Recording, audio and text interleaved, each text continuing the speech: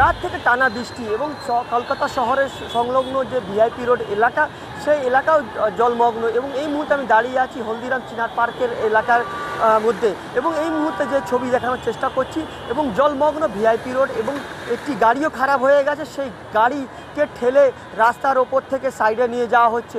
অর্থাৎ এতটা পরিমাণে জল জমে আছে ভিআইপি রোডের ওপরে, যেখানে গাড়ি খারাপ হয়ে যাচ্ছে, গাড়ির মধ্যে জল ঢুকে যাচ্ছে। সে কারণে এলাকার লোকজনরাও চেষ্টা করছেন কি কোনো গাড়ি আটকাক না, এবং সে একাধিক সমস্যায় পড়ছেন যাত্রীরা, যারা সকাল থেকে অফিসের জন্য বা কাজের জন্য ক্ষেত্রে তারা বেরাচ্ছেন। তাদের সমস্যা হচ্ছে তারা ঠিক করে অফিসে পৌঁছাতে পারছে না, অর্থাৎ সময়তে পৌঁছাতে পারছে না।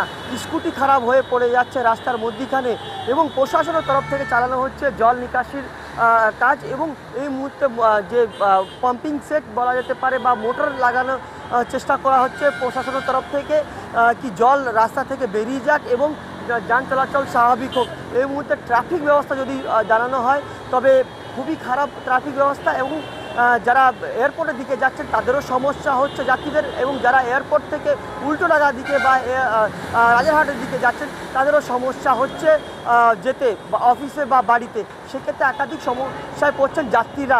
এই জমা জলের কারণে ট্রাফিক ব্যবস্থাও খুব খারাপ, যেখানে ট্রাফিক ব্যবস্থা ঠিক করে কাজ করতে পারছে না, যানজটের রাস্তার সৃষ্টি হচ্ছে। সেক্ষেত্রে এলাকার লোকজনরাও চাইছে কি জল রাস্তা থেকে তাড়াতাড়ি সরে যাক, এবং প্রশাসনও চেষ্টা চালাচ্ছে এখান থেকে রাস্তা বা ভিআইপি রোড বা হলদিরামের যে এলাকা সেখান থেকে জল তাড়াতাড়ি বেরিয়ে যাক। বিধাননগর থেকে সন্তোষ ঠাকুর, নিউজ টাইম বাংলা।